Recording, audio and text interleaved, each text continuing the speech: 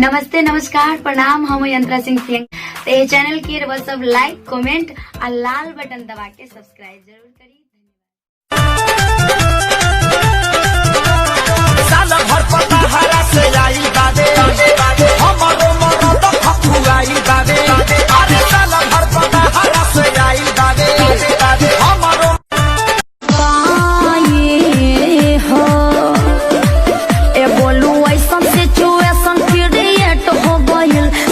दीदिया क्या देवरे से सेट हो गइल, बोलू ऐसन सिचुएशन के काहे नहीं कॉल करत जब नंबर याद पड़ले बा।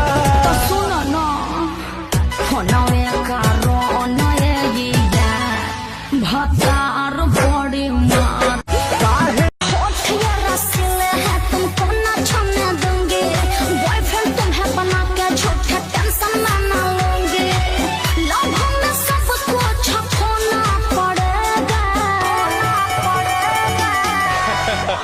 अरे सुनो ससुरा में सैया संग सोना पड़ेगा, शादी हट जाई बिजली बिगड़ जाई मोतिया, आखर बातू अनहरिया में राजा, आखर बातू अनहरिया में ललटे हट जाई करब बियाह तू धराई के असरा, दोसर लइके के बन जाइब भतरा। तहरा छोड़ के सब लड़की हमार बहिन आजकल के लइकन के बुझे निमंतरा, एही से ये सब भड़ के नियंतरा। हमसे हंसमुखी मुँह ना मोड़बा, का गारंटी बाकी हमारा के ना छोड़बा। ना बाल लगा के दिल ना तोड़बा, का गारंटी बाकी हमारा के ना बोला ना छोड़बा। चलो अभी कभी कोर्ट में अटकल जाए।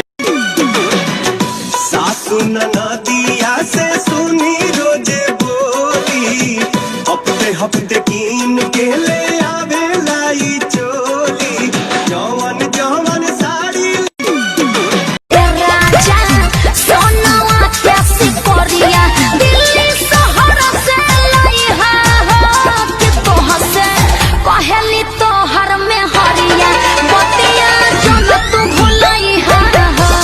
आइल गइल काहे निहार तारा, देखी के केस काहे झार तारा। लेके घूमे नहीं खुआवत कहे सीधी के हो, लेके घूमे नहीं खुआवत कहे सीधी के हो। बोला काल तारा दीदी के हो, बोला हमरा बोलहू में लागे शरम, कके नहीं हर से हाँ नहीं हर से, कके नहीं हर से आई हूँ बिकम बलम, बेलन बाना धरब चलवनी। अबे अबे कहो तैयारबा सखी हो घरे, धक धक करता करे जा, धक धक करता करे।